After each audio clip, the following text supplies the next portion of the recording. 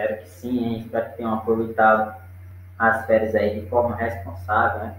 Ou seja, tenha estudado, tenha prestado atenção, tenha assistido às nossas videoaulas, né? Que é de fundamental importância para o aprendizado de vocês, tá certo? Estou aqui, eu, professor Henrique, muito ansioso, mas ao mesmo tempo preocupado, né? Com essa, ansioso para ver vocês e preocupado por esse momento tão difícil que a gente, por qual estamos passando. É uma situação que engloba o mundo, né? Que envolve o mundo, mas que não podemos desistir, né? Não podemos desistir porque acreditamos no amanhã, né? Mas contanto que façamos o hoje também acontecer, porque também não adianta você ficar só é, é, em casa se lamentando e chorando e, enfim, desacreditando, né? Pelo contrário, nós temos que fazer a nossa parte, temos que acreditar, seguir em frente, ok? Então, eu espero que todos aí estejam fazendo a sua parte. E daí, iniciando a nossa aula aqui com os exercícios do capítulo 1 do livro 2 de vocês. Tá certo? Então, vamos iniciar aqui. Eu selecionei, gente, vou diminuir a tela aqui. Eu selecionei as questões do desenvolvendo habilidades. Por que eu escolhi as questões de desenvolvendo habilidade? Porque são consideradas questões um pouco mais complexas, tá certo? Por isso, o nome, né? O bloco aí da atividade é desenvolvendo habilidades. É aqui que você vai, de fato, mostrar, né? Desenvolver as suas habilidades para a resolução das questões, certo? Então, o primeiro capítulo do nosso livro, ele vai abordar o conteúdo de simbolismo, tá certo? Que, inclusive, a videoaula já está no canal do YouTube da escola, tá certo? E vocês devem acessar lá para ter mais informações acerca dessa escola literária, que vamos falar de Cruz de Souza, do Alfonso de Guimarães, tá certo? Entre outros. Mas esses são os mais importantes. Então, aqui é um poema, né? Na primeira questão aqui do Enem, é um poema bem batido já, tá certo? Dele, Cárcere das Almas. A gente sabe que o Cruz de Souza é o principal cabeça, né? O principal autor aqui do nosso simbolismo no Brasil, que inclusive tem as mesmas características do romantismo. Na verdade, é a volta do romantismo, só que de uma forma mais profunda, mais íntima, tá certo? Do ser humano. Então, aqui eu vou iniciar aqui com essa questão do Enem. Eu quero que vocês me acompanhem aí na página, deixa eu ver aqui, na página 109, questão 1, tá certo? Então, vamos lá. Primeiro, inicie do enunciado, certo? Inicia a partir do enunciado. É a partir daí que você vai retirar, vai extrair questionamentos, afirmações, porque o nosso enunciado, pessoal, o enunciado das questões, vale 50% da tua questão. Não adianta você ter entendido o texto. Não adianta você ter lido o texto 3, 4, 5 vezes se você não entendeu, você não sabe o que está pedindo no enunciado, não adianta. Então você vai logo para o enunciado para você, opa, já vai, tua mente já vai se organizando ali, né? Você vai já fazer uma leitura mais atenta ao texto e tal, tá certo? Então, comece, inclusive, questões que não precisam nem do texto, né? Tá o texto lá só para extrair informações, bota lá no enunciado e pronto. Tá certo? Daí a gente perde muito tempo. O tempo, nesse momento, né, é valioso. Então aí o poema é Cárcere das Almas. Então tem um soneto aí, você vê que tem 2 quartetos e 2 tercetos. Bem, e o que é que pede nesse soneto aí, gente? Esse soneto do Cruz de Souza, a gente sabe que Cruz de Souza é um autor de pele negra, né? pele negra, onde ele sofreu muito preconceito quando na infância, filho, né, de escravos e tal, mas foi bem cuidado, né, pelos fazendeiros, por ter sofrido muito. Ele não gosta muito de falar em cores fortes, né, cores bem, bem, bem marcantes, assim. Ele usa mais palavras suaves, né, cores amenas, tranquilas, coisas, né, bem sentimentais, até mesmo melancólicas, tá certo? Então essas são algumas das características do nosso quiz. Aí ele diz assim, ó, os elementos formais e temáticos relacionados ao contexto cultural, olha só, do simbolismo encontrados no poema Cárcere das Almas de Cruz de Souza são.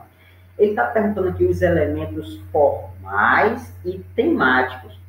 Quanto aos elementos formais, são as características de suas obras, de seus poemas, tá certo? Como a musicalidade, como a literação, olha só, como a musicalidade, como a literação, o ritmo, o sentimentalismo, a questão da religiosidade, da maiúscula alegorizante. Esses são os aspectos formais. Enquanto aos temáticos, o que? Amor, tristeza, ódio, perda, enfim, vários temas. Aí está perguntando os elementos formais e temáticos, você vai ter que ler o texto aí no seu livro, tá certo? Eu vou logo para as questões, mas você acompanha no seu livro, na página 109, e daí você vai analisar bem direitinho, certo? Mas daí ele pede os elementos formais e temáticos relacionados ao contexto cultural do simbolismo, olha só, relacionados ao contexto do simbolismo, esses elementos formais e temáticos que estão relacionados ao contexto do simbolismo, encontrados aí nesse poema, ó, tá certo? Das almas de Cruz de Souza, são o quê? Quais são os recursos aí? Tá certo? Os elementos formais e temáticos. Eles são a opção pela abordagem em linguagem simples e direta de temas filosóficos. B, a prevalência do lirismo amoroso e intimista em relação à temática nacionalista. Temática nacionalista, hein? Isso lembra o quê, hein? Romantismo, né? Nacionalista não, hein? Não temos temática nacionalista aqui. De fato, não. Tá certo? Aqui é o sujeito consigo mesmo, né? Não tem nada a ver de exaltação da pátria, exaltação do vinho. Isso aqui não vamos confundir. Mas vamos continuar aqui. A C, o refinamento estético da forma poética e o tratamento metafísico de temas universais. Opa! Parece-me ser essa a resposta, mas vamos ver a D. A evidente preocupação do lírico com a realidade social, eu disse que é com um intimista, seu próprio, nada a ver com o social, não. Com o social é o realismo, é o naturalismo, tá certo? Aqui não, é o cunho subjetivo, individual. Então, exclui. E a liberdade formal da estrutura poética que dispensa a rima. Se a musicalidade, a rima, a métrica, né, são as principais, uma, né, das principais características do seu poema, a musicalidade, certo? Por isso que a presença de aliteração, consonância, tá certo? De sinestesia,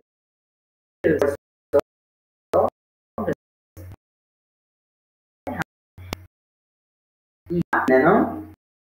Quando ele diz assim, olha na B, a prevalência do lirismo amoroso e intimista em relação à lista.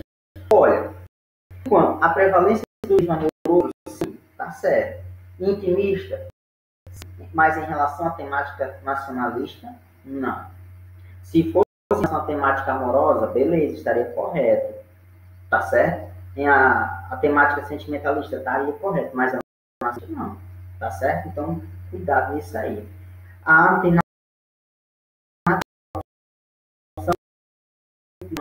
filosófico, não, nada a ver com filosofia, nada a ver aqui, tá certo? Temas universais, é a C, a nossa alternativa. Vou até grifar aqui, ó. Alternativa C, tá certo? O refinamento estético da forma poética e o tratamento metafísico de temas universais. Ok? Outra. Vou pular aqui para a questão de número 3. Vida obscura de Cruz e Souza. Inclusive, eu sugiro que você leia aí em casa esse poema, viu, gente? É muito forte. Olha, só o título já chama atenção, né? Vida obscura. Olha, quem hoje, né? Muita gente tem hoje uma vida bem obscura mesmo, né? Bem difícil. Mas vamos lá ver o que... Você percebeu que fala muito de tristeza, assim, né? Porque esse cara sofreu demais, né? Por isso que ele vai se apegar muito à religião, né? A religiosidade é muito presente aqui no simbolismo, tá certo? Então vamos lá para o enunciado, para ver aqui a questão 3, hein? Ainda da página 109. Questão 3, é a página 109 mesmo? Pronto, vamos lá. Diz assim: no final do século XIX, a arte simbolista surgiu como uma proposta voltada para a hegemonia do sujeito e contrária à supremacia do materialismo. Sabendo disso, assinale a alternativa que apresenta elementos simbolistas presentes no texto. De novo, vou explicar aqui, vou reler aqui. Ó. No final do século XIX, que é inclusive, tá certo? Aí, o que acontece aí concomitantemente o realismo, naturalismo e o parnasianismo, depois do simbolismo, tá certo? No final do século XIX. Então, essa arte simbolista surgiu, olha, ela surgiu como? Surgiu por quê? Ela surgiu como uma proposta voltada para a hegemonia do sujeito, ou seja, o eu está acima de tudo.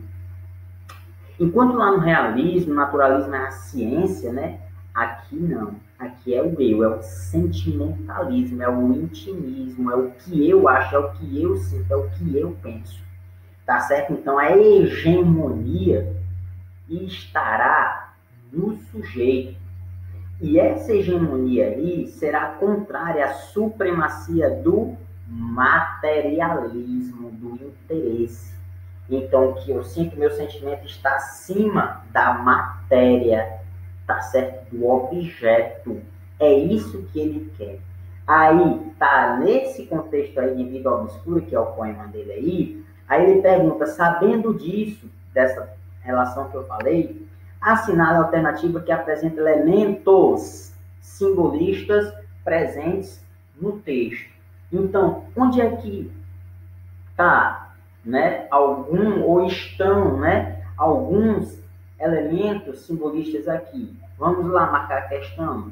Linguagem precisa, descrição objetiva, pelo amor de Deus. Quem faz uma descrição objetiva da coisa ou da pessoa é o realismo, é o naturalismo, e não o simbolismo. Sim, simbolismo é sentimento. Sim, sentimento.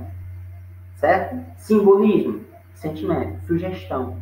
Certo? Na B, então exclua com certeza essa área que não tem nada a ver. B, cruzamento de sensações. Opa! Sinestesia, que é uma figura de linguagem. Aí, tá certo? Muito interessante no simbolismo. Conflito entre matéria e espírito. E racionalismo, ou seja, razão. Percebeu que ele bota uma coisinha certa, aí depois muda, tentando pegar vocês. Gente, cuidado com esse tipo de questão aí, que você pode ver cruzamento de sensações, né? Sim, há sinestesia, mas conflito entre matéria e espírito, não. Onde há conflito entre matéria e espírito é lá no nosso barroco. Ele está misturando características de escolas diferentes, tá certo? Então, o conflito entre a matéria e o espírito, o racionalismo, tá certo? Barroco. Então, não é também a C. Não, aliás, perdão, a B. Vamos lá para a C. Olha a C aqui. Essa C aqui, Essa C, deixa eu grifar aqui, subjetivismo, show, sujeito, subjetividade, sentimentalismo, emprego de iniciais maiúsculas para atribuir um valor absoluto a determinados termos, o que a gente chama de maiúscula alegorizante, tá certo? O que é a maiúscula alegorizante? Deixa eu pegar aqui, tenho essa caneta. Caneta é um substantivo comum, certo? Beleza? Se escreve com letra minúscula, ok? Beleza. Só que para um autor simbolista, essa caneta aqui, para ele, é uma coisa, para você é outra. Por que para ele é uma coisa e para você é para outra? Porque para ele isso aqui tem algum sentimento, tem algum significado. Isso aqui é um símbolo que representa alguma coisa para ele, não simplesmente uma canetinha. Quem sabe que foi com essa caneta aqui que eu assinei a minha primeira, o meu primeiro contrato, eu escrevi a primeira carta para o grande amor da minha vida. Foi com essa caneta que eu escrevi a melhor e mais bonita frase de amor. Ou seja, não é uma canetinha qualquer, tá certo? É uma caneta, por isso que ele vai dar aqui, pessoal, ele vai personificar praticamente essa caneta, ele vai usar uma letra maiúscula, tá certo? Inclusive para se referir a essa caneta. É o que a gente chama de maiúscula alegorizante. E ainda, aqui no seu livro, na página 109, tá certo? Ele está tentando fazer pegadinha com vocês. Olha só, subjetivismo, tá certo? Tá. Emprego de iniciais maiúsculas para atribuir um valor absoluto a um material, a determinados termos. Sim, a maiúscula alegorizante, acabei de dizer. Só que ele acaba com a questão com o quê? Materialismo. O homem simbolista não está preocupado com matéria, e sim com o sentimento. Então esqueça a matéria, tá nem aí. O que se preocupa com a matéria é o realismo, tá certo? Então exclua, tá certo? Então não é a C. Vamos para a D. Angústia, opa! Sim, está sempre angustiado, né? Perdido. Angústia, linguagem figurada, ó, silêncio escuro, cruz, olha isso, vida obscura, o título, né, do texto, certo? Integração cósmica, integração com o mundo, tá certo? Tema de redenção pelo sofrimento, isso mesmo, é a alternativa D, ok? Alternativa D, essa é a nossa resposta. Vou até grifar aqui. Ok? E, para terminar, transcendência espiritual, linguagem vaga que busca sugerir, em vez de nomear, impessoalidade, não. Tá certo? Impessoalidade, não. Ok? Pessoalidade, é subjetividade. Então, aí terminamos a desenvolvendo habilidades. Agora eu vou aqui mudar para uma questão do nosso complementares, tá certo? Complementares para a gente encerrar aqui o nosso vídeo, a nossa videoaula. Pronto, aqui agora vamos lá para complementares. Complementares você pode ver aí um poema do português Eugênio de Castro, inclusive, né? Simbolismo, né, do português. Mãos, o poema dele, Mãos, você já lembra aí alguma coisa? Mãos, por que mãos, hein? Será que a união significa o quê? Você vai ter que ler esse texto aí. Acompanhe o seu livro na página, deixa eu ver aqui, 110, certo? E daí a gente vai logo enunciado aqui, para responder mais duas questões aqui.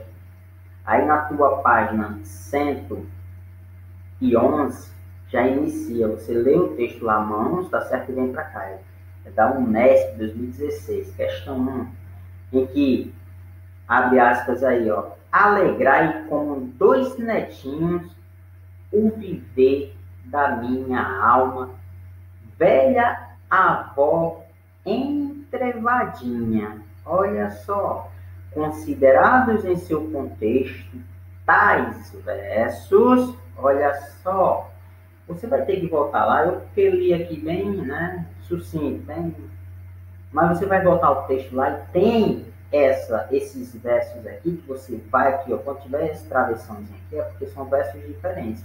Alegrai como 2 netinhos o viver da minha alma, velha avó entrevadinha, entrevada, tá certo? Você veio alegrai como 2 netinhos, olha só, que alegrai como 2 netinhos, o viver da minha alma, velha avó entrevadinha. Considerados em seu contexto tais versos, ó, considerados, né, em seu contexto tais versos, esses tais versos reforçam o modo negativo como o lírico enxerga a si mesmo. Pessoal, além desse verso aí, eu sugiro que você leia, tá certo? Todos os versos, no poema todo, porque simbolismo é muito interpretativo e é muito subjetivo. Só por isso aí, não dá necessariamente para você responder uma questão dessa, não. Tá certo? Precisa de uma exigência maior. Tá certo? Porque é uma questão muito interpretativa mesmo. Então, esses versos aí, tais versos aí, reforçam o modo negativo como o lírico enxerga a si mesmo. Tais versos evidenciam o ressentimento do eu lírico contra os familiares. Tais versos assinalam uma reaproximação do eu lírico com a própria família. Tais versos atestam o esforço do eu lírico de se afastar da imagem obsessiva das mãos. Ou tais versos reafirmam o otimismo manifesto pelo eu lírico, aliás, o otimismo manifestado pelo eu lírico ao longo do poema. E aí, alternativa? Alternativa. É alternativa. Olha, vamos analisar. Alegrai com 2 netinhos o viver da minha alma. Velha avó entrevadinha. Considerado em seu contexto, esses versos aí reforçam o modo negativo como o lírico enxerga a si mesmo. Sim ou não? Você pode ver que sim. Reforça o modo negativo como o lírico enxerga a si mesmo. Olha só, alegrai como 2 netinhos o viver da minha alma. Velha avó entrevadinha. Tá sim, esse verso aí está reforçando o modo negativo, como o lírico enxerga a si mesmo. Você pode ver lá por todo o contexto, é porque eu já estou na resposta, lá por todo o contexto, lá no poema você vai ver, tá certo? Que é um modo negativo, como ele se enxerga, ok? Esses versos aí não evidenciam ressentimento do lírico contra os familiares, não, você vai ler lá, poema não, e você vai perceber. Também não assinalam a reaproximação do lírico com a própria família. Não, você leia lá, tá certo? Nem atestam o esforço do lírico de se afastar da imagem obsessiva das mãos, não. Reafirmam o otimismo, também não. Você pode ver que não tem nada de otimismo aí. Tá certo? Então, reforça o modo negativo, como o lírico enxerga a si mesmo. Então, essa aí é a alternativa. Alternativa A. Deixa eu grifar aqui. Na 2, olha 2. A musicalidade, as reiterações, as aliterações e a profusão de imagens e metáforas são algumas características formais do poema que apontam para a sua filiação ao movimento que... Não, gente, esse aqui, quem errar é sério. Que movimento, gente? Simbolista, né? Essa daqui, a musicalidade, as reiterações, as aliterações, falei várias vezes, é um movimento simbolista, tá certo? Sem sombra de dúvida, não adianta nem comentar. Na 3, indique o verso cuja imagem significa trazer sofrimentos, padecimentos. Aqui é bem interpretativo, né? É bem interpretativo, inclusive, deixa eu ver aqui qual é a página. Cadê? Página 111. 111. Indique o verso cuja imagem, cujo símbolo significa trazer sofrimento, padecimento. O vosso gesto é como um balouçar de alma. Não traz sofrimento. Agora, olha a B.